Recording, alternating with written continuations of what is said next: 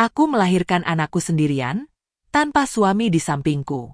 Tapi yang paling menghancurkan bukanlah rasa sakit di ruang bersalin, melainkan kenyataan bahwa saat aku pulang membawa bayi yang masih merah, aku diusir dari rumah mertua, dianggap tidak layak, dianggap beban. Dengan tubuh masih lemah dan koper terseret di trotoar, aku melihat mobil mereka lewat. Dan di kursi belakang, suamiku duduk di sana. Menunduk. Berpura-pura tidak melihatku, seolah aku tidak pernah menjadi istrinya. Seolah hari itu bukan hari kelahiran anaknya sendiri. Aku tidak tahu saat itu bahwa pengkhianatan mereka hanyalah permukaan dari rencana yang jauh lebih gelap. Aku tidak tahu bahwa sejak hari aku menikah, hidupku sudah menjadi bagian dari konspirasi yang dirancang untuk merampas warisan orang tuaku. Dan liontin kecil yang selalu kupakai sejak kecil, yang tak pernah kusangka apa-apa, ternyata adalah kunci yang mereka cari selama ini. Mereka mengusirku karena gagal menemukan kunci itu. Dan yang ironis, kunci itu selalu berada di leherku. Hari itu, sambil menggendong bayiku yang baru lahir, aku bersumpah dalam hati. Jika dunia menelantarkanku, aku akan membangkitkan diriku sendiri. Dan ketika aku kembali, mereka semua akan sujud meminta ampun. Sebelum aku mulai ceritanya, silahkan kalian absen dari kota mana saja kalian. Siapa tahu ada yang satu tempat dengan pendengar yang lain. Aku tidak pernah menyangka bahwa hari kelahiran anakku justru menjadi hari kematianku sebagai seorang istri. Hari itu hujan turun pelan, seolah mengerti betapa hancurnya perasaanku. Tubuhku masih lemah setelah proses melahirkan yang panjang, dan jari-jariku gemetar saat menggenggam selimut tipis yang membungkus Lala. Napas kecilnya yang hangat seharusnya menjadi hadiah terindah dalam hidupku. Namun rasanya justru seperti tamparan keras, mengingatkan bahwa aku melalui semuanya sendirian. Sejak kontraksi pertama, aku sudah menelpon Indra berkali-kali. Tidak ada jawaban. Tidak ada pesan balasan. Tak ada suami yang panik, yang berlari ke rumah sakit, yang memegang tanganku di ruang bersalin. Hanya suster yang berkata lembut, "Sabar ya, Bu, mungkin suaminya sedang sibuk." Sibuk? Saat aku hampir mati menahan rasa sakit, dia tidak ada. Dan yang membuatku lebih hancur adalah, aku tidak tahu apakah dia baik-baik saja atau sengaja mengabaikanku. Pertanyaan itu terus menghantui sepanjang aku menahan kontraksi, hingga akhirnya Lala lahir dalam tangis kecil yang menggetarkan dadaku. Beberapa jam setelah proses itu, dokter mengatakan aku sudah boleh pulang. Aku tidak punya siapa-siapa di rumah sakit selain tas kecil dan bayi yang baru lahir. Dengan langkah gontai, aku memanggil ojek online, menahan nyeri setiap kali duduk karena jahitan masih perih. Saat tiba di depan rumah mertua, aku menarik napas panjang. Rumah itu dulu terasa aman, terasa seperti tempatku kembali. Tapi malam itu, entah kenapa aku merasa asing. Lampu teras menyala, tapi suasananya dingin, menegangkan. Aku mengetuk pintu beberapa kali sebelum akhirnya pintu terbuka. Di baliknya berdiri Ibu Sukma. Tatapan matanya tajam. Tidak ada senyum. Tidak ada ucapan selamat. Hanya rahang yang mengeras dan mata yang memperhatikanku seperti aku ini adalah masalah. "Kamu pulang juga," katanya datar, seolah aku ini bukan menantunya yang baru melahirkan, tapi seseorang yang tidak diinginkan.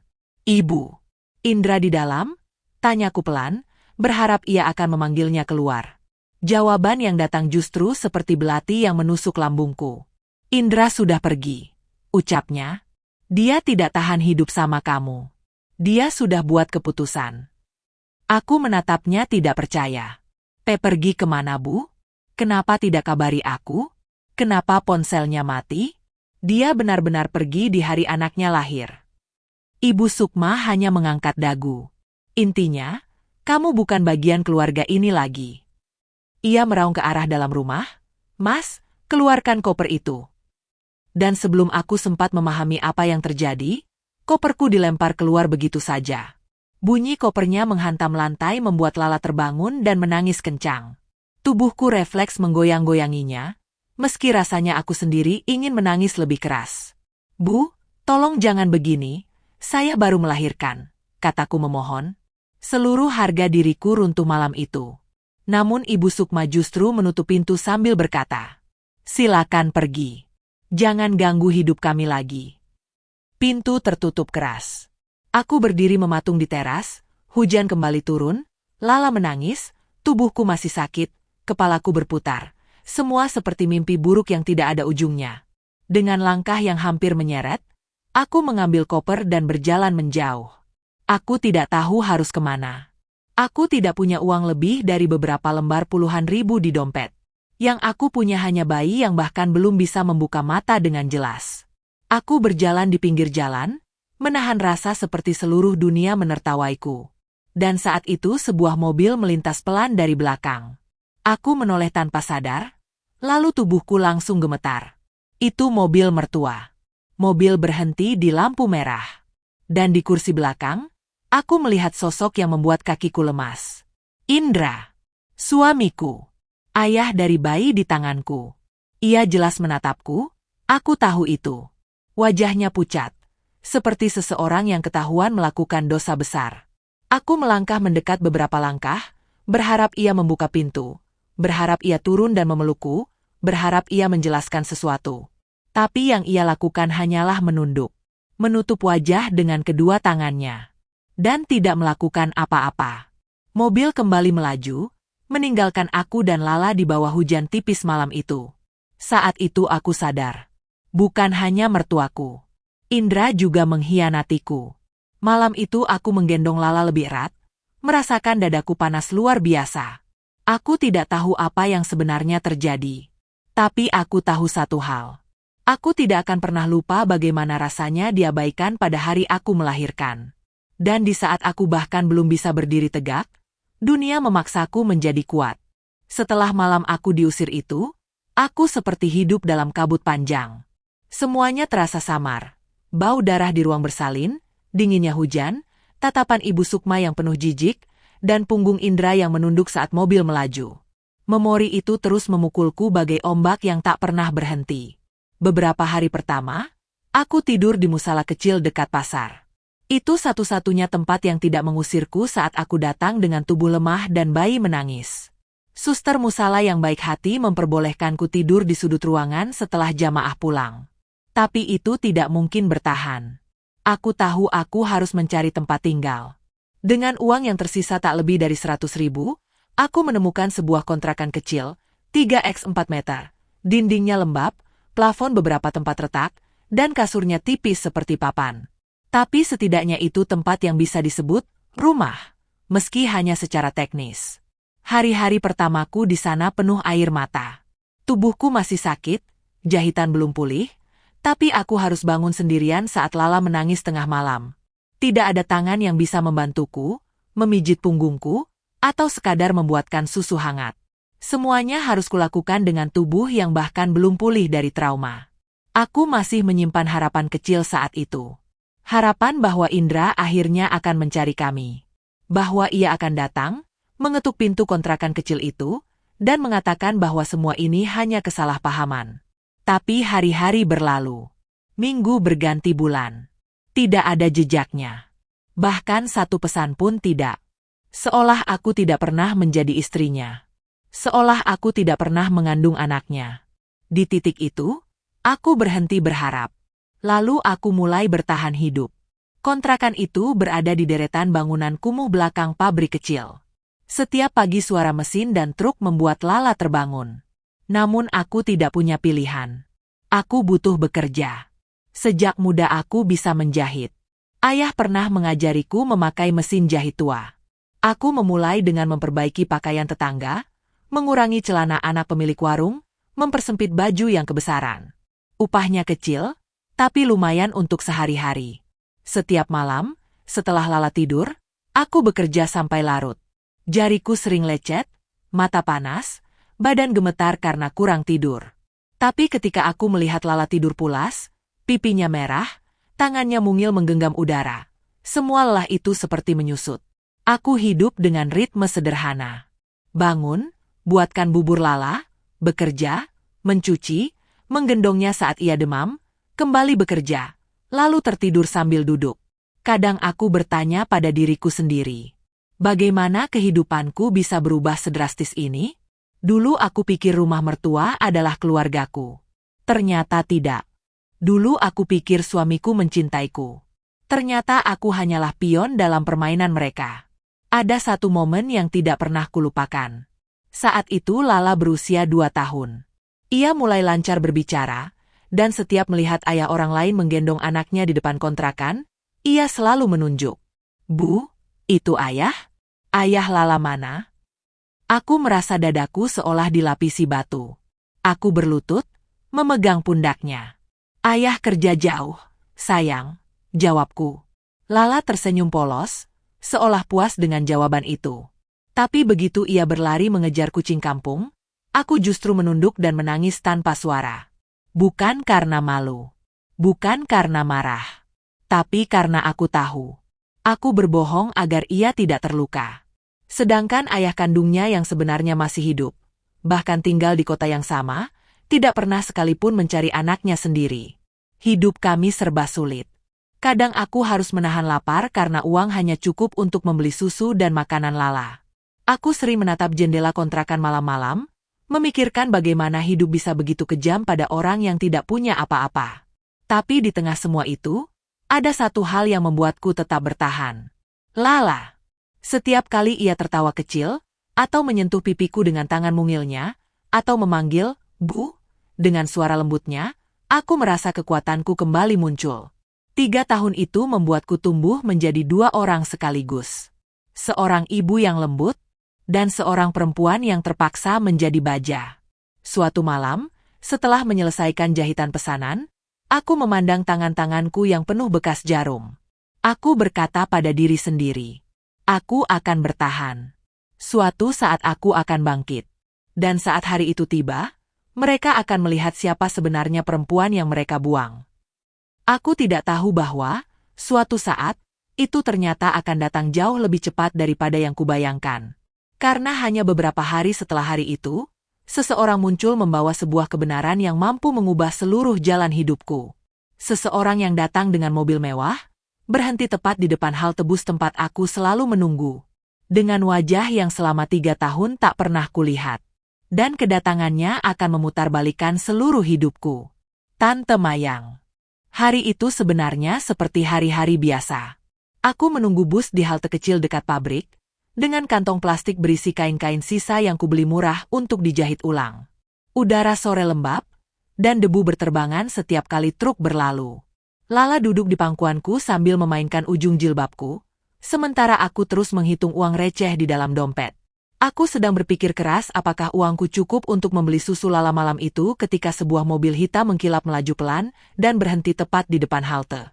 Aku sempat refleks berdiri dan menggendong Lala lebih erat, karena mobil semacam itu tidak pernah berhenti di daerah kumuh seperti ini. Lalu jendela mobil turun. Aku membeku. Wajah itu. Wajah yang dulu sering kuingat saat aku kecil. Wajah yang dulu selalu memanggilku, anak cantikku. Tante Mayang, suaraku hampir tidak terdengar. Wanita itu keluar dari mobil dan langsung memelukku begitu erat. Seolah ia takut aku akan hilang lagi.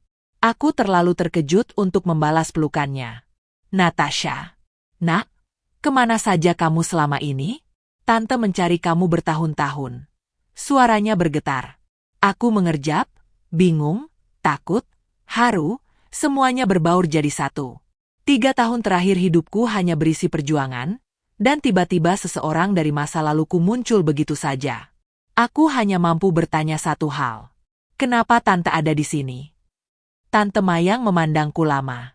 Matanya menyapu pakaian lusuhku, tangan-tanganku yang kasar, kontrakan di kejauhan, lalu Lala yang memeluk leherku dengan polos. Tante temukan alamat kamu, akhirnya? Suaranya berat. Masuk, nak. Kita bicara di tempat yang lebih nyaman. Aku ragu. Sudah terlalu lama aku tidak percaya siapapun. Tapi ada sesuatu dalam tatapannya. Kehangatan yang sudah lama tidak kurasakan, yang membuatku mengangguk dan masuk ke dalam mobil. Mobil melaju, meninggalkan jalanan berlubang itu. AC yang dingin membuatku sadar betapa panas dan pengap hidupku selama ini. Lala tertidur dalam gendonganku, mungkin merasa nyaman untuk pertama kalinya. Tante pikir kamu tinggal dengan suami dan mertua kamu, kata Tante Mayang pelan. Aku menelan ludah. Tidak tahu harus menjawab dari mana. Aku diusir. Tan, suaraku pecah. Di hari aku melahirkan. Tante Mayang memandangku cepat, terkejut luar biasa. Apa? Bahkan supirnya pun menoleh dari kaca spion. Aku mengisahkan semuanya. Bagaimana aku melahirkan sendirian. Bagaimana pintu rumah tertutup di depanku. Bagaimana Indra hanya menunduk di kursi belakang mobil. Bagaimana aku tidur beberapa hari di musala. Bagaimana aku bertahan hidup hanya dengan menjahit. Tidak ada semua detail yang kuberi, aku tidak sanggup menceritakannya semua. Tapi cukup untuk membuat air mata Tante Mayang mengalir tanpa ia berusaha menyeka. Oh, nak, suaranya pecah. Mereka benar-benar melakukan itu padamu. Aku mengangguk, merasa dadaku sesak. Kenapa, Tan?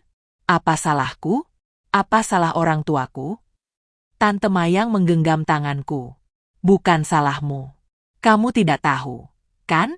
Kenapa mereka begitu kejam padamu? Aku memandangnya, bingung. Selama ini aku hanya menerima perlakuan mereka tanpa tahu alasan yang sesungguhnya. Lalu Tante Mayang menarik napas panjang. Nanti Tante jelaskan. Yang jelas, kamu harus tahu satu hal dulu. Ia menatapku tajam. Orang tuamu meninggalkan warisan besar untukmu. Aku tertegun. Warisan? Iya. Bukan uang tunai seperti orang biasa. Tapi dana besar dalam bentuk trust fund. Dana itu diatur oleh notaris internasional dan dijaga ketat. Orang tua kamu membuat syarat agar dana itu tidak bisa dicairkan sembarangan. Aku merasakan jantungku berdetak lebih cepat. Lalu, apa syaratnya? Syaratnya adalah, kamu harus menikah dan memiliki anak. Aku terdiam. Keheningan di dalam mobil begitu tebal hingga aku bisa mendengar detak jam tangan supir. Lala masih tertidur lelap di dadaku. Indra dan orang tuanya tahu soal trust fund itu, Nat. Mereka tahu semuanya. Nada suara Tante Mayang bergetar marah. Pak Haryono dulu rekan bisnis ayahmu. Andai kamu tahu berapa banyak cara licik yang pernah ia lakukan. Aku memejamkan mata. Segala ingatanku, pernikahan yang dipercepat, sikap mertuaku yang tiba-tiba manis saat aku hamil, ketidakhadiran Indra di hari aku melahirkan, semuanya mulai masuk akal. Mereka menikahkanku karena... Aku tidak sanggup melanjutkan kalimat. Karena harta, jawab Tante Mayang pelan. Dan ketika Tante menghentikan akses mereka, mereka panik. Lalu mereka membuangmu. Aku menutup mulutku dengan tangan. Tubuhku bergetar. Selama ini aku pikir aku hanya tidak disukai mertua karena aku tidak cukup kaya. Ternyata kebenarannya jauh lebih gelap. Natasha, kata Tante Mayang, menatapku dalam-dalam. Kamu tidak tahu seberapa besar bahaya yang sebenarnya mereka rencanakan. Mereka bukan hanya ingin mengambil hakmu. Mereka ingin menghapus keberadaanmu. Aku merasakan seluruh tubuhku dingin. Kenapa? Sampai sebegitu jauh? Tante Mayang menatap liontin kecil di leherku. Liontin giok yang selalu kupakai sejak kecil. Mereka pikir kamu tidak punya kunci ketiga.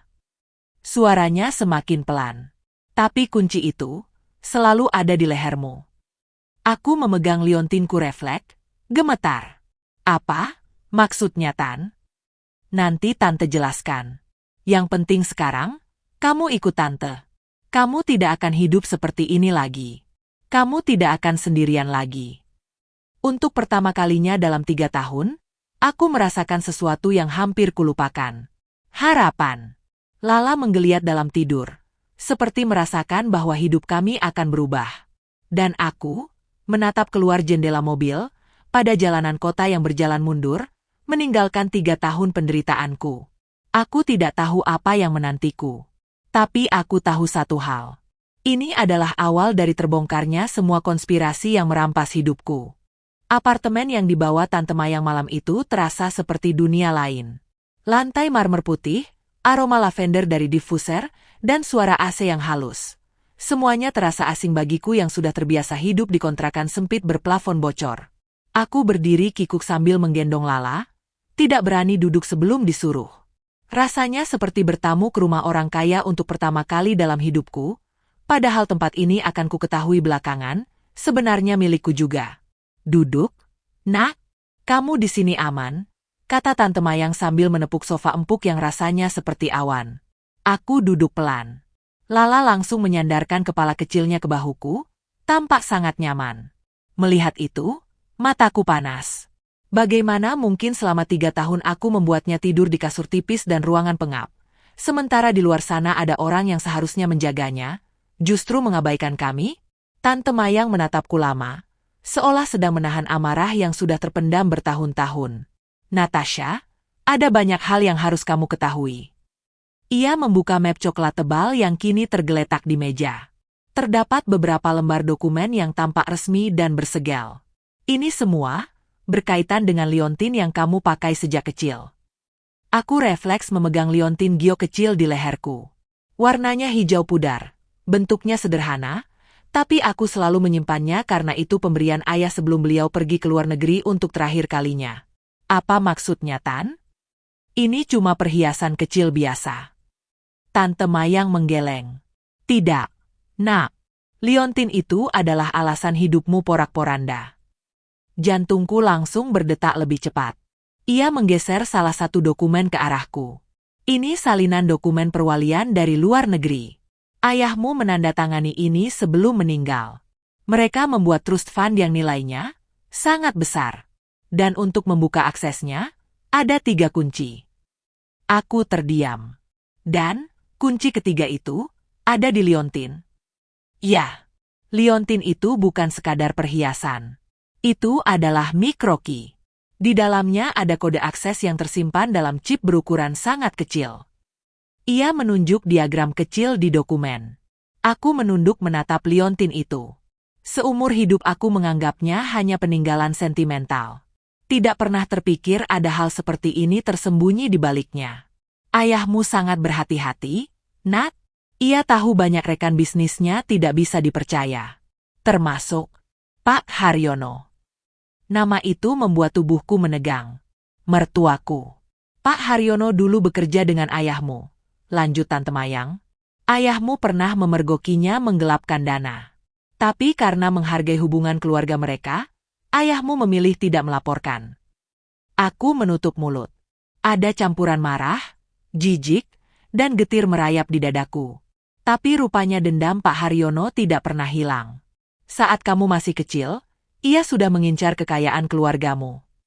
Tante Mayang menatapku dengan mata yang berkaca-kaca. Dan ketika kamu dewasa, dia melihat kesempatan. Kesempatan menikahkanku dengan Indra? Tanyaku lirih. Iya. Jawaban itu menghantamku seperti palu godam.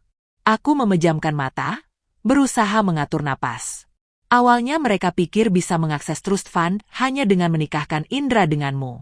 Tapi ayahmu terlalu cerdas. Dia menyimpan kunci ketiga di tempat yang tidak pernah mereka duga. Ia menunjuk liontinku. Mereka pikir liontin itu hanya aksesoris kecil yang kamu suka. Mereka tidak tahu bahwa itu adalah alat terakhir untuk mengakses rekening induk. Aku mengusap liontin itu dengan jari yang bergetar. Selama 3 tahun aku hidup miskin, kelaparan, menahan malu dan sakit. Kunci yang mereka incar justru selalu kugantungkan di leherku. Dan mereka tidak tahu. Ada rasa getir bercampur kepuasan aneh menyelinap di dadaku. Seolah semesta memberikan balasan kecil. Apa? Mereka tahu bahwa aku masih menyimpannya? Tanyaku akhirnya. Tentu tidak, jawab Tante Mayang tegas. Itulah alasan mereka membuangmu. Aku terdiam. Ingin marah, ingin menangis, ingin menjerit. Tapi tubuhku hanya terpaku. Tante Mayang melanjutkan dengan suara lebih serius. Mereka berencana merebut hak perwalian setelah kamu hilang. Aku mendongak cepat. Hilang bagaimana? Tante Mayang menatapku penuh kesedihan. Ada 2 skenario yang mereka rencanakan.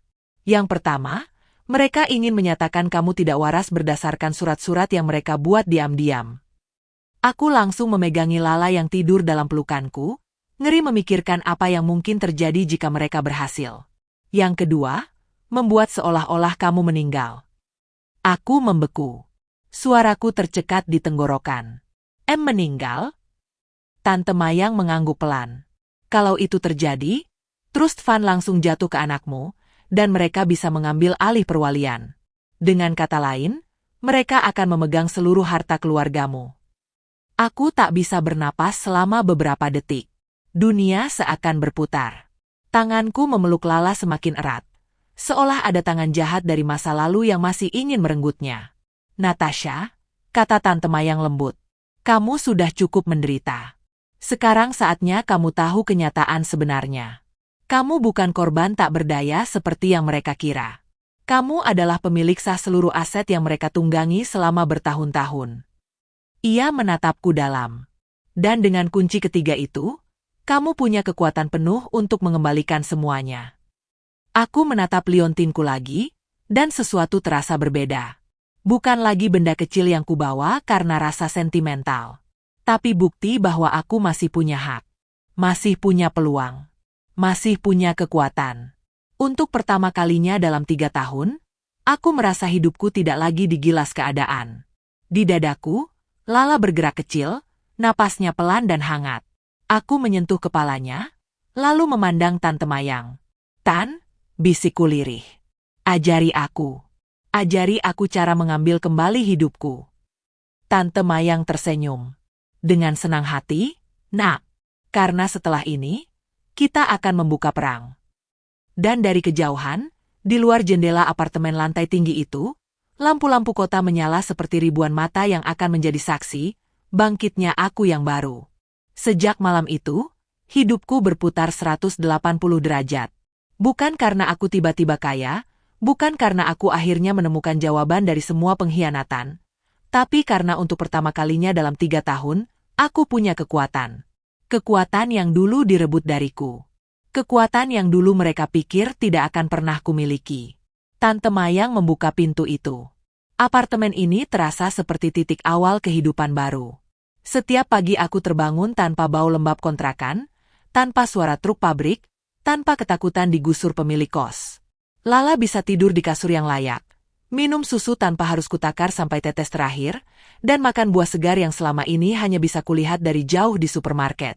Tapi perubahan paling besar bukan itu. Perubahan terbesar terjadi di diriku.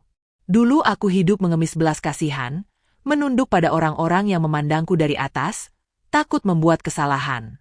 Sekarang setiap aku menatap cermin, aku melihat seseorang yang berbeda. Mataku tidak lagi berkabut oleh penderitaan. Ada api kecil yang menyala permanen di sana. Api itu datang dari kebenaran yang akhirnya terbuka.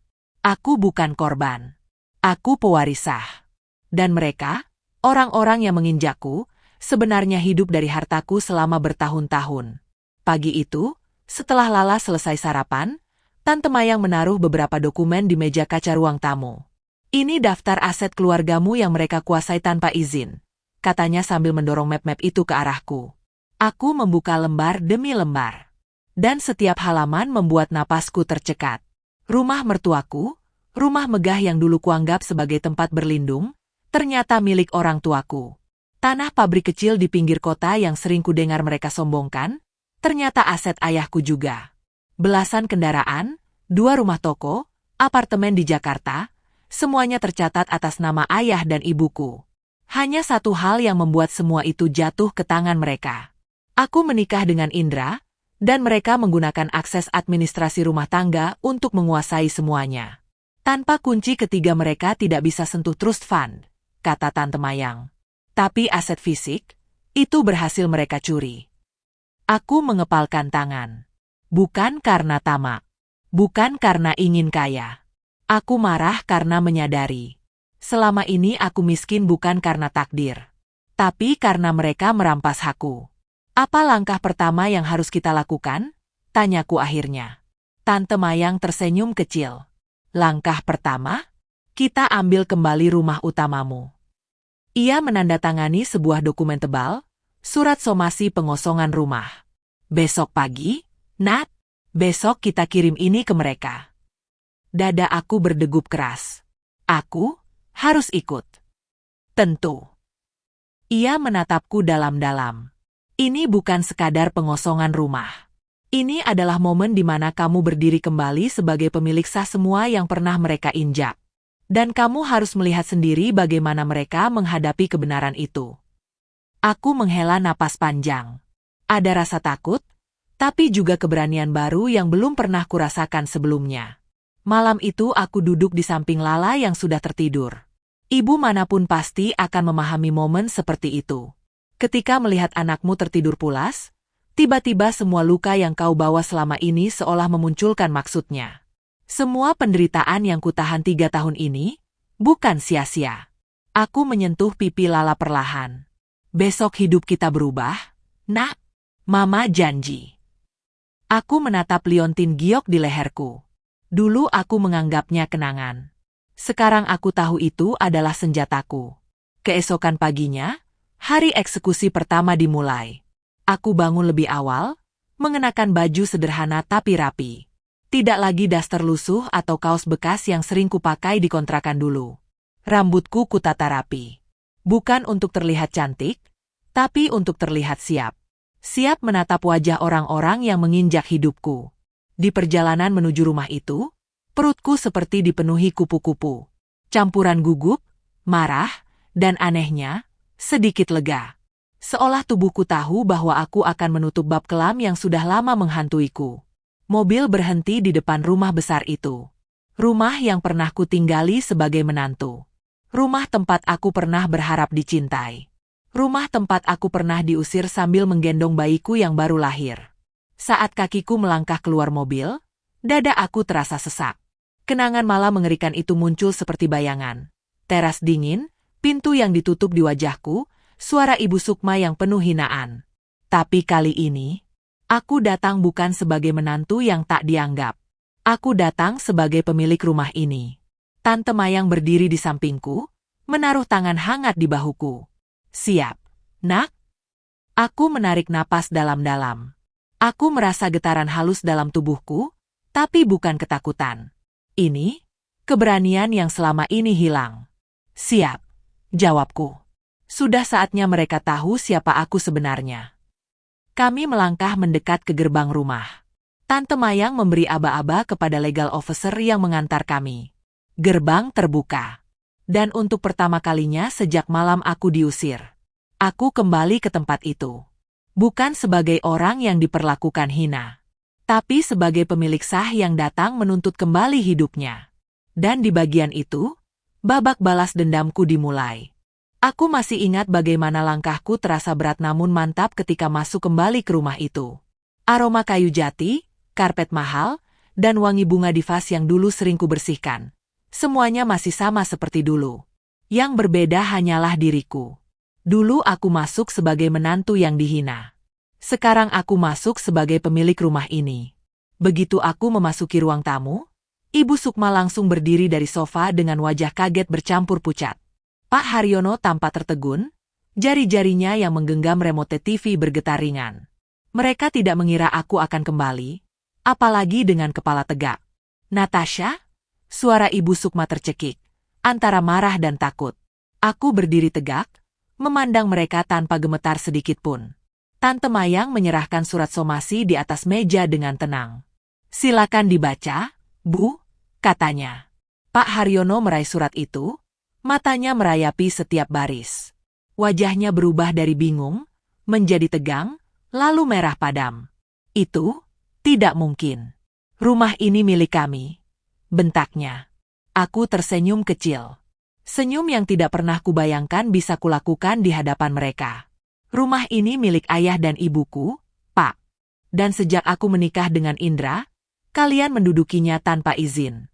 Sekarang, aku menuntut kembali hakku. Ruangan itu langsung sunyi. Begitu sunyi hingga aku bisa mendengar detak jam dinding berdetak lambat. Tapi sebelum salah satu dari mereka sempat membalas, sebuah suara dari lantai atas membuatku terkejut. Aku bisa bicara sama Natasha. Aku mengangkat kepala. Di puncak tangga berdiri seseorang yang sudah 3 tahun tidak kulihat dari dekat. Indra. Aku tidak siap. Aku pikir aku akan marah. Menjerit. Memaki. Namun yang kurasakan saat melihatnya hanya hampa. Indra tampak berbeda dari yang kukenal dulu. Tubuhnya lebih kurus, rambutnya berantakan, matanya bengkak seolah kurang tidur. Ada lingkar hitam yang dalam di bawah matanya. Ia bukan lagi pria yang dulu kukenal sebagai suami yang santun dan tenang. Ia tampak seperti seseorang yang dihantui rasa bersalah setiap malam. Ia turun tangga perlahan, dan aku menahan napas tanpa kusadari. Bukan karena rindu, tapi karena aku tidak pernah membayangkan akan melihatnya lagi tanpa perisai emosi seperti dulu. Natasha? Suaranya serak. Mohon, aku ingin bicara. Aku menatapnya dingin. Apa yang mau kamu jelaskan? 3 tahun terlalu lama untuk permintaan bicara. Ia menunduk. Wajahnya tampak lebih menyesal daripada siapapun di ruangan itu. Malam waktu kamu melahirkan, aku sebenarnya tidak lari. Ia menarik napas berat. Aku dikurung. Aku memandangnya lama. Dikurung? Indra mengangguk, matanya berkaca-kaca. Waktu kamu telpon, aku panik. Aku mau nyusul ke rumah sakit.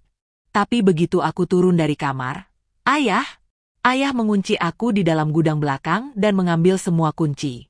Dia bilang kamu hanyalah masalah. Dan aku tidak boleh keluar sampai semuanya beres. Aku memejamkan mata sejenak, merasakan gelombang emosi datang menghantam. Entah itu marah, sedih, atau muak, semuanya bercampur. Ketika aku membuka mata, Indra masih menatapku. Natasha, aku bersumpah.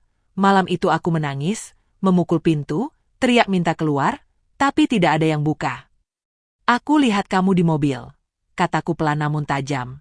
Kamu ada di kursi belakang, Indra. Kamu melihat aku basah kuyup dengan bayi di tangan. Ia terisak. Itu hari setelahnya, setelah aku dilepas dari gudang. Aku dipaksa ikut mobil, tapi ayah bilang kalau aku buka pintu dan turun, dia akan memutus hubungan keluarga. Aku pengecut, Nat. Aku tahu. Aku terlalu takut melawan ayah. Kata-katanya semakin tidak jelas karena ia menahan tangis. Tante Mayang menatapku, seolah ingin tahu apakah aku akan luluh. Tapi hatiku tetap dingin. Indra, kataku perlahan, kamu benar. Kamu memang pengecut. Ia menunduk makin dalam, bahunya bergetar. Aku melanjutkan, suaraku stabil meskipun hatiku penuh luka.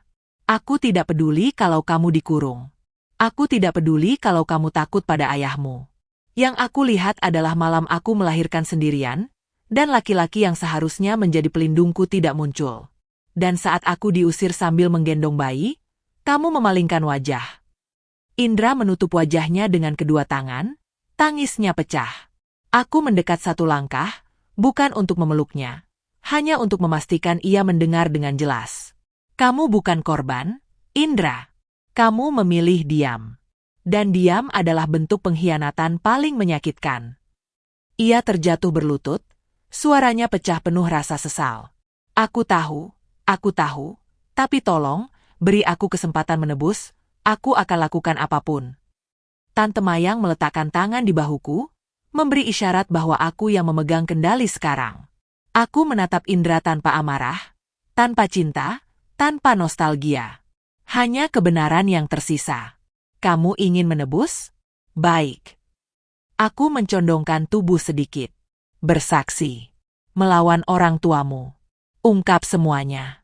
Dan jangan harap aku akan berbalik kembali setelah itu. Indra mengangkat wajahnya, mata merah, napas tersengal. Tapi, Lala, aku ingin lihat Lala. Aku menggeleng pelan. Buktikan dulu bahwa kamu layak menjadi ayah. Kamu mulai dari nol, Indra. Seperti aku dulu. Ia terdiam, lalu mengangguk pelan. Terisak. Aku akan lakukan apapun. Dan di ruangan itu, rumah yang dulu menjadi tempat kehancuranku, untuk pertama kalinya aku merasa berdiri di atas puing-puing masa laluku dengan kekuatan baru. Karena hari itu, satu persatu, kebenaran mulai mengalir keluar. Dan babak selanjutnya tinggal menunggu waktu. Keadilan. Setelah pertemuan itu, semuanya bergerak jauh lebih cepat daripada yang kubayangkan. Tante Mayang membawa tim hukum terbaik, dan dalam hitungan hari, laporan-laporan resmi mengenai penggelapan, penyalahgunaan aset, dan manipulasi legal langsung masuk ke kepolisian. Indra, yang selama ini hanya tahu bagaimana hidup dalam kendali orang tuanya, tiba-tiba menjadi saksi kunci. Melihatnya duduk di ruang hukum dengan tangan gemetar, Aku sebenarnya kasihan. Tapi tidak ada ruang lagi untuk kelembutan di tempat ini. Terlalu banyak luka yang harus kubayar dengan kebenaran, bukan belas kasihan. Yang mengejutkan, Indra membeberkan semuanya. Ia membeberkan bagaimana ayahnya memaksanya mengkopi dokumen perusahaanku. Ia membeberkan bahwa malam aku melahirkan ia dikurung di gudang belakang selama lebih dari 10 jam. Ia membeberkan bagaimana ibunya ikut merancang cara menghilangkanku dari keluarga agar akses trust fund bisa jatuh ke tangan mereka. Setiap kalimat yang keluar dari mulutnya seperti sayatan kecil di dadaku. Karena ternyata selama ini aku hidup begitu dekat dengan bahaya, dan aku tidak mengetahuinya. Proses pengosongan rumah berlangsung 3 hari setelah surat somasi. Entah bagaimana, mungkin karena tekanan publik dari kasus hukum yang mulai mencuat, Pak Haryono dan Ibu Sukma tidak melakukan perlawanan fisik.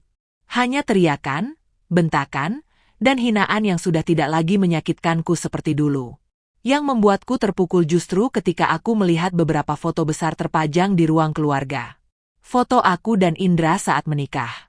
Foto aku tersenyum sambil memegang perut hamil.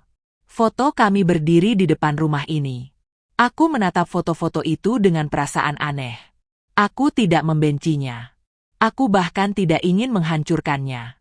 Aku hanya merasa, aku bukan lagi perempuan yang ada di dalam foto itu. Di dalam foto itu, aku masih percaya dunia baik. Aku masih percaya pernikahan adalah perlindungan. Aku masih percaya cinta suamiku lebih kuat dari cengkeraman orang tuanya. Perempuan itu sudah mati. Yang hidup sekarang adalah aku, versi diriku yang baru, yang tahu rasanya kehilangan segalanya, dan tahu bagaimana bangkit dari titik nol. Sidang pertama dimulai sebulan setelah pembersihan aset. Aku duduk di baris kedua pengunjung, mengenakan pakaian rapi warna netral. Tidak mencolok, tapi tegas. Pak Haryono duduk di kursi terdakwa dengan wajah penuh gengsi yang dipaksakan. Ibu Sukma, sebaliknya, terlihat jauh lebih rapuh dibanding 3 tahun lalu saat ia mengusirku. Namun bahkan rasa rapuh itu tidak membuatku iba. Karena aku tak pernah lupa wajah dinginnya ketika mendorong koperku dan berkata aku bukan bagian keluarga itu lagi. Jaksa membacakan dakwaan dengan suara lantang.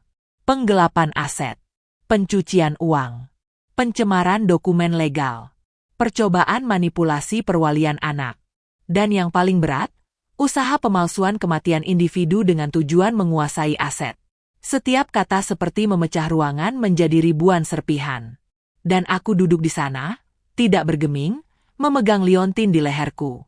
Saat Indra dipanggil sebagai saksi, ruangan langsung sunyi. Ia berdiri, tubuhnya gemetar seperti daunnya diterpa badai. Tapi ia bicara. Dan untuk pertama kalinya sejak aku mengenalnya, ia bicara sebagai dirinya sendiri, bukan sebagai anak yang hidup dalam bayang-bayang orang tua.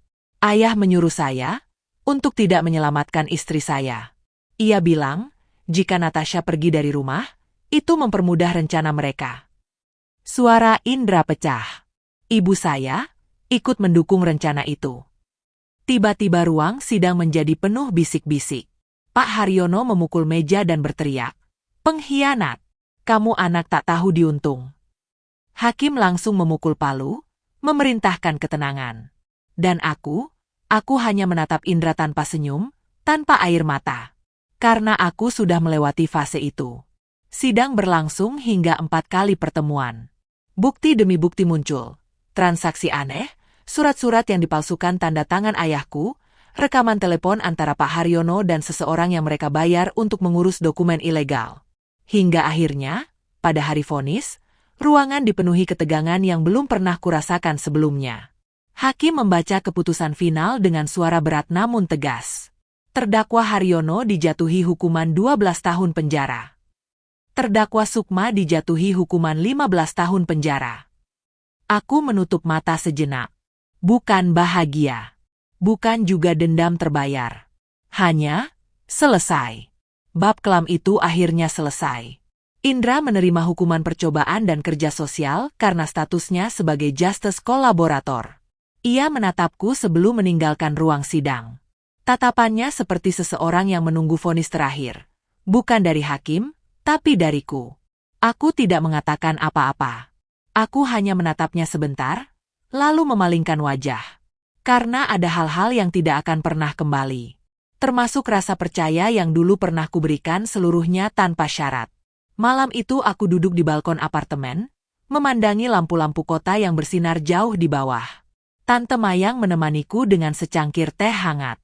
"Sudah selesai, Nak," katanya lembut. "Kamu sudah menang." Aku mengangguk pelan. Tapi entah mengapa, ada ruang kosong di dadaku, bukan karena kehilangan, tapi karena aku baru saja membersihkan bagian hidupku yang paling kotor dan paling menyakitkan. Kini ruang itu kosong, dan siap diisi dengan sesuatu yang baru. Aku menyentuh liontin di leherku. Lala tidur di kamar, aman, damai, tanpa bayangan ancaman apapun. Untuk pertama kalinya dalam hidupku, aku sadar. Balas dendam bukan akhir.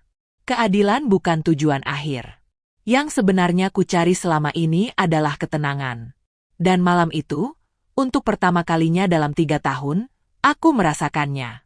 Dan tanpa ku sadari, itu juga menjadi pintu pembuka menuju 2 tahun paling penuh perubahan dalam hidupku. Perubahan yang tidak terjadi dalam sekejap. Tidak terjadi hanya karena aku mendapatkan kembali hartaku. Tapi karena aku perlahan belajar menjadi diriku lagi. Atau mungkin, menjadi diriku yang baru sama sekali. Setelah vonis dijatuhkan, hidupku pelan-pelan kembali menemukan bentuknya. Tidak lagi seperti puing-puing berserakan yang harus kukumpulkan satu persatu. Tapi seperti tanah kosong yang akhirnya bisa kutanami apapun yang aku mau. Aku memulai dari hal paling sederhana, tidur tanpa rasa takut. Bangun pagi tanpa rasa tercekik. Makan tanpa memikirkan apakah besok aku masih bisa membeli susu untuk Lala. Dan yang terpenting, menjalani hari tanpa dihantui bayangan masa laluku. Namun, kedamaian itu tidak membuatku diam. Tidak membuatku terlena. Justru sebaliknya. Aku mulai ingin membuktikan bahwa aku bukan hanya korban yang berhasil bangkit. Aku ingin menjadi perempuan yang memimpin hidupnya sendiri. 6 bulan pertama aku habiskan dengan mempelajari dokumen-dokumen yang dulu tidak pernah kubaca. Tante Mayang membimbingku, mengajarkanku satu persatu. Cara membaca laporan keuangan, cara melihat risiko bisnis, cara memahami pergerakan aset. Aku belajar keras, kadang sampai larut malam, sementara Lala tidur di pangkuanku. Sebagian orang mungkin akan bilang semua itu terlalu berat untuk perempuan yang baru saja melewati trauma panjang. Tapi bagiku, setiap lembar dokumen itu seperti tongkat komando yang dulu direbut dari tanganku. Semakin aku memahami, semakin aku merasa hidupku kembali menjadi milikku. Tante Mayang sering berkata sambil tersenyum bangga. "Kamu bukan hanya pewaris, Nat, kamu pemimpin." Dan untuk pertama kalinya, aku percaya itu.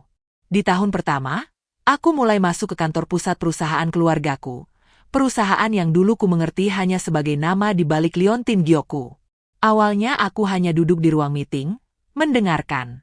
Lalu mulai bertanya. Lalu memberi masukan kecil. Hingga akhirnya, aku menjadi orang yang dimintai pendapat setiap kali keputusan besar harus dibuat.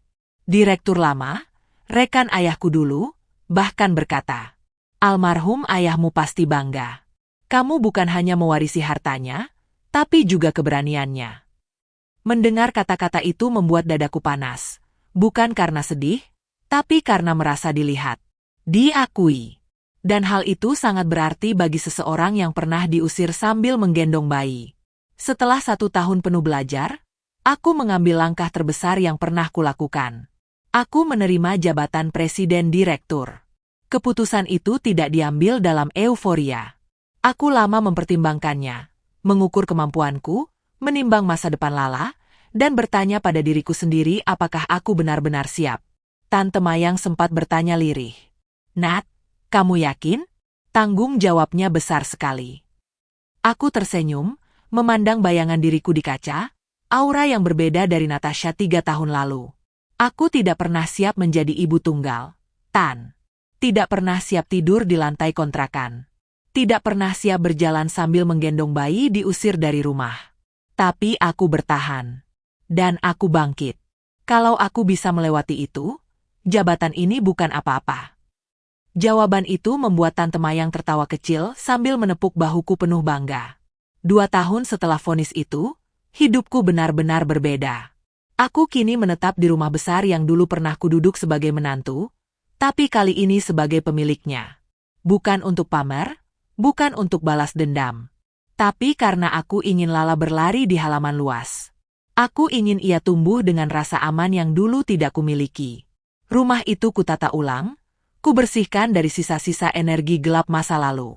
Foto-foto lama kubuang, diganti foto baru.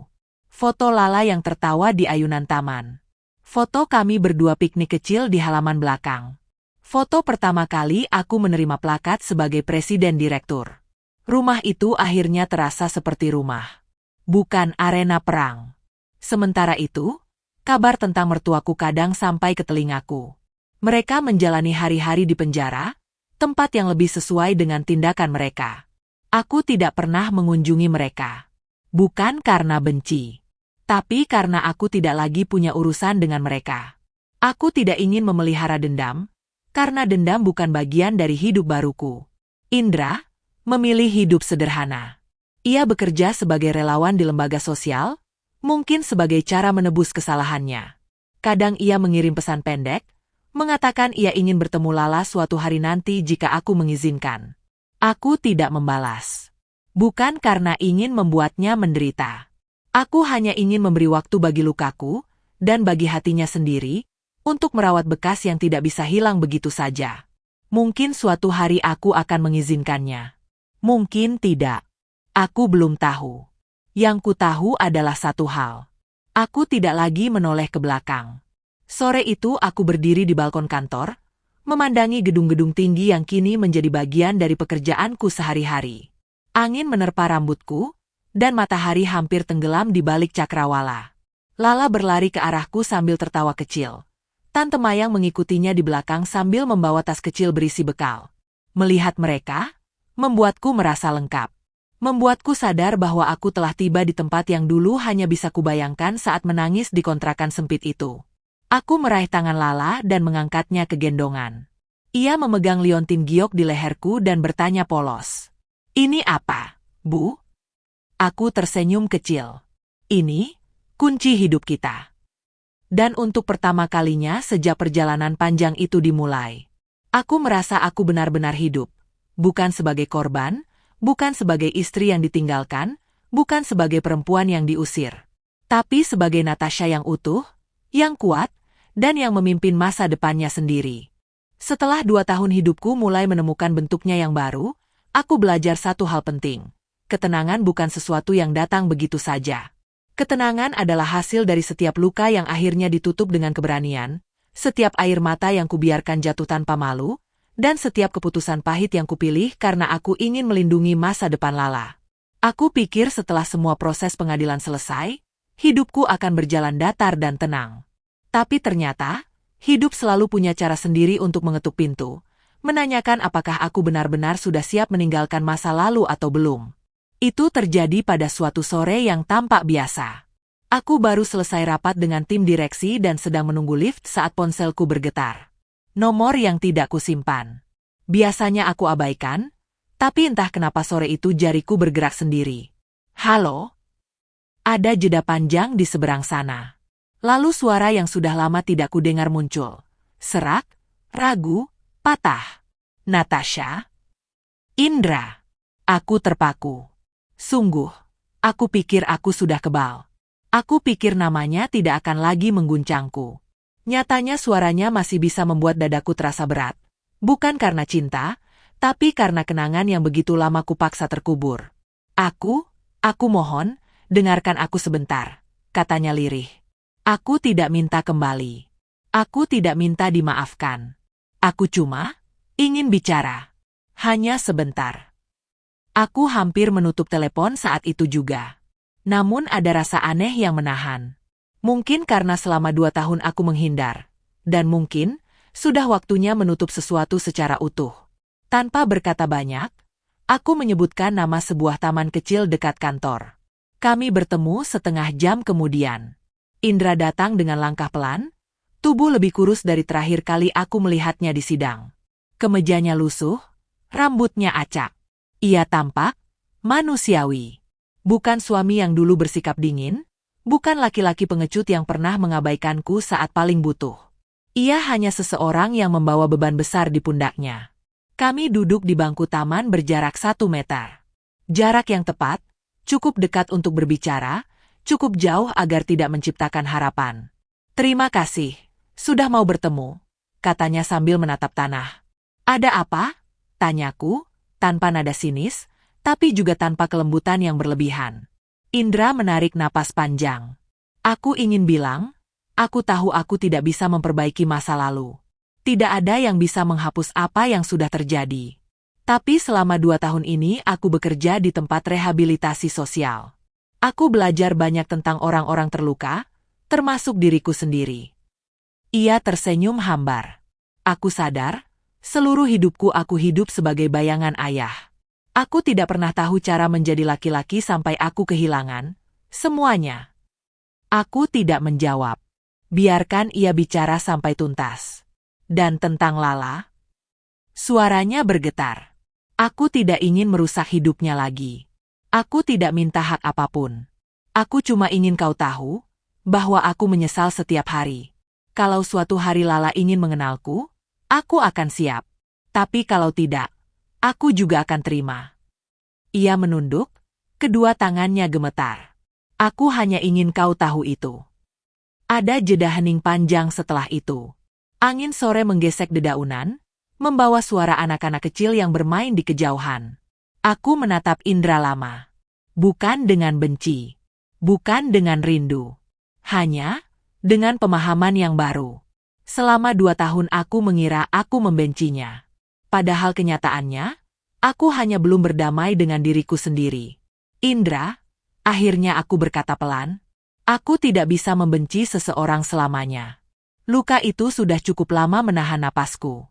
Dan sekarang, aku ingin hidup tanpa rasa itu. Ia menatapku, matanya memerah.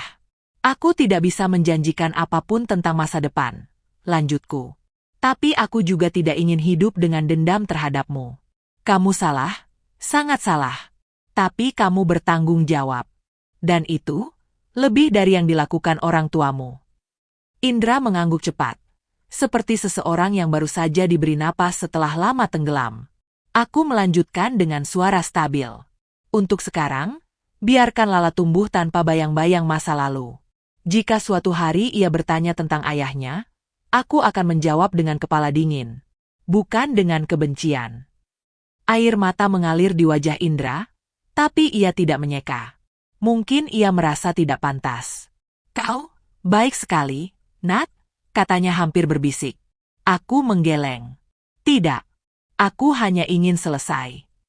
Dan pada saat itu, aku benar-benar merasakan sesuatu yang tak pernah kurasakan sejak perjalanan ini dimulai. Pelepasan. Bukan pada Indra, tapi pada masa lalu yang selama ini menghantuiku. Indra berdiri, mengangguk perlahan, lalu pergi tanpa memaksa apapun.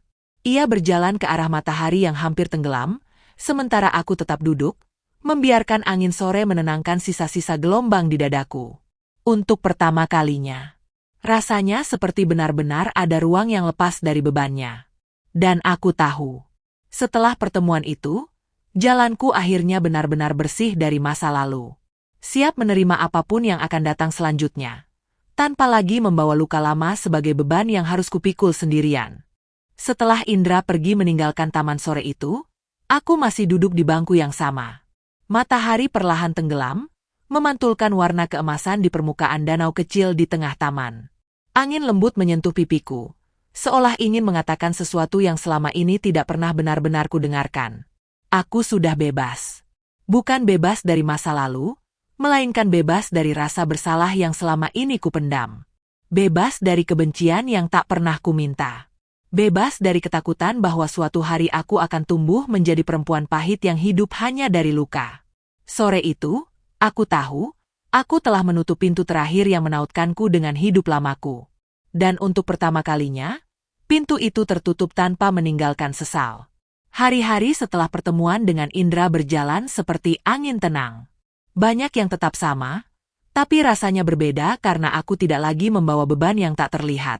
Setiap pagi aku bangun dengan hati yang lebih ringan. Setiap keputusan di kantor terasa seperti langkah yang kukendalikan sepenuhnya. Setiap senyum Lala terasa seperti hadiah kecil yang terus menguatkanku. Lala tumbuh menjadi anak yang cerdas dan riang. Usianya sudah 4 tahun sekarang.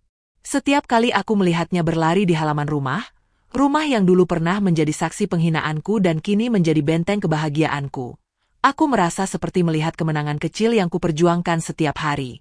Kadang aku duduk di teras sambil bekerja dari laptop. Sementara Lala bermain dengan ayunan kecil di bawah pohon mangga yang tumbuh di sudut halaman.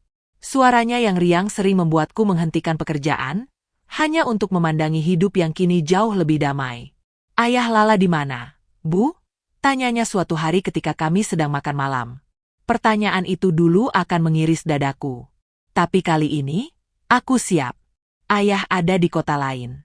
Sedang belajar menjadi orang yang lebih baik. Jawabku pelan sambil tersenyum. "Lala boleh ketemu nanti?" Ia bertanya sambil memiringkan kepala. "Nanti? Kalau Lala sudah besar. Dan ayah benar-benar siap."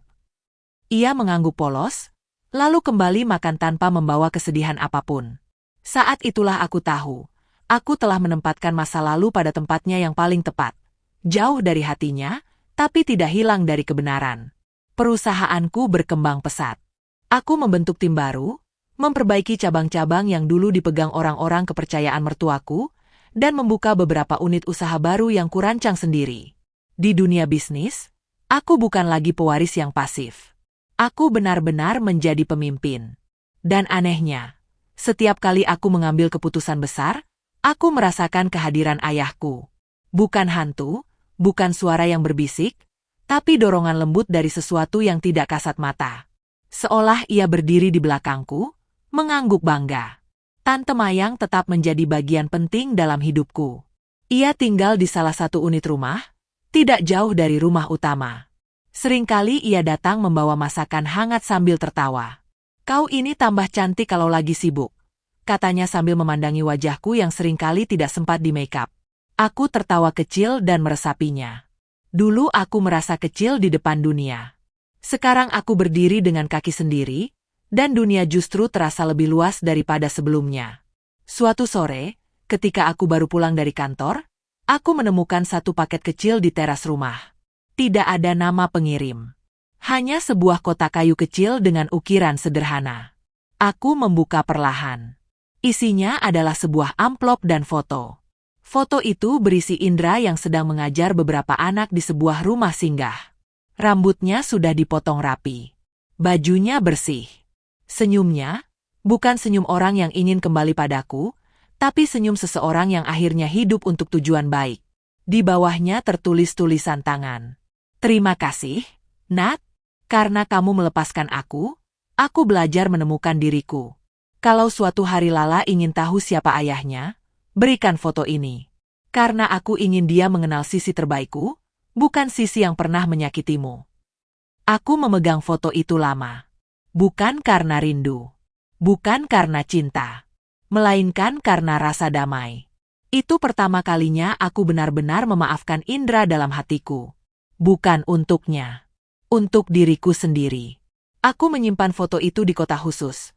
Di lemari yang akan kubuka suatu hari nanti saat Lala sudah cukup dewasa untuk memahami semuanya. Malamnya, saat aku menidurkan Lala, ia memelukku erat sekali. "Bu, kita sekarang bahagia, ya?" Aku tersenyum, mencium dahinya. "Iya, sayang, kita bahagia. Sangat bahagia." Ia menatap liontin giok yang selalu kupakai, memainkannya dengan jemarinya. "Bu, ini kenapa Mama selalu pakai?" Aku menatapnya dengan lembut. "Karena ini bukan hanya perhiasan. Ini kunci yang kasih Mama kesempatan kedua dalam hidup." "Kunci apa?" tanyanya polos. "Kunci untuk menemukan jalan kita sendiri." Ia tampak bingung, tapi tersenyum sebelum menutup mata. Aku menatap wajahnya yang damai, dan untuk pertama kalinya aku merasa bahwa cerita hidupku bukan lagi tentang penderitaan, bukan lagi tentang pengkhianatan, bukan lagi tentang balas dendam. Cerita hidupku sekarang adalah tentang kemenangan, tentang bangkit, tentang memilih diri sendiri, tentang membangun masa depan yang tidak ditentukan oleh luka lama. Dan ketika aku mematikan lampu kamar, aku tahu, inilah akhirnya. Bukan akhir dari kisahku, Tapi akhir dari babak gelap yang selama ini kutanggung. Besok, masa depanku dimulai lagi. Dengan langkah yang lebih ringan, hati yang lebih luas, dan hidup yang akhirnya menjadi milikku sepenuhnya. Ada hari-hari tertentu dalam hidup yang terasa seperti garis penanda. Hari ketika sesuatu berakhir, dan sesuatu yang lain, yang lebih besar, lebih jernih, dimulai. Aku tidak tahu persis kapan garis itu muncul dalam hidupku. Mungkin saat aku diusir sambil menggendong Lala. Mungkin saat aku menemukan kembali kekuatanku bersama Tante Mayang. Atau mungkin saat aku berdiri di ruang sidang, menyaksikan keadilan akhirnya turun. Tapi jika harus memilih satu momen yang benar-benar membentuk siapa aku hari ini, mungkin jawabannya adalah saat aku memutuskan untuk tidak lagi hidup sebagai korban. Saat aku berhenti menggenggam masa lalu seperti duri yang kutekan ke telapak tanganku sendiri. Saat aku memilih untuk membuka tangan dan melepaskannya. Hidup memberikan banyak luka padaku. Tapi hidup juga memberikan kesempatan untuk sembuh. Dulu aku percaya kebahagiaan hanya datang dari orang-orang yang mencintaiku. Kini aku tahu, kadang kebahagiaan justru datang ketika kita berani menjadi orang yang mencintai diri sendiri terlebih dahulu. Suatu pagi, sebelum matahari benar-benar naik, aku berdiri di balkon rumah sambil menatap cahaya kemerahan yang perlahan menyinari langit. Lala masih tidur, tubuhnya kecil tapi hangat, penuh kehidupan. Tante Mayang sedang membuat sarapan di dapur. Seperti biasa. Di hadapanku, kota perlahan bangun. Mobil mulai bergerak di jalan besar. Burung-burung kecil melintas cepat di antara kabel listrik. Udara pagi dingin menyentuh kulitku, membawa aroma embun dan sedikit bau tanah. Aku memegang liontin giok di leherku. Benda kecil yang dulu kusangka hanya kenangan, tapi sebenarnya adalah simbol perjalanan panjangku. Dari perempuan yang diusir, menjadi perempuan yang berdiri tegak sebagai pemimpin. Aku berbicara dalam hati, kepada orang tuaku yang sudah pergi jauh sebelum aku siap menghadapi dunia sendirian. Terima kasih, karena kalian meninggalkan kunci ini untukku. Bukan kunci harta, tapi kunci untuk menemukan kekuatanku sendiri. Entah mengapa, aku merasa mereka mendengarnya. Angin pagi meniup lembut rambutku, seakan memberi balasan yang tidak bisa kudengar tetapi bisa kurasakan. Aku tersenyum. Hari itu, aku tidak merasa perlu membuktikan apapun. Tidak perlu menunjuk-nunjuk kemenangan pada siapapun. Tidak perlu merasa lebih tinggi atau lebih benar dari orang yang pernah menyakitiku. Karena kemenangan sejati bukan soal mengalahkan orang lain. Kemenangan sejati adalah ketika kita tidak lagi dikuasai oleh luka kita sendiri.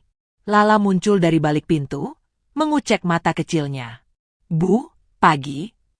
Aku membungkuk dan mengangkatnya ke pangkuanku. Pagi, sayang. Ia memeluk leherku, hangat seperti sinar matahari pertama.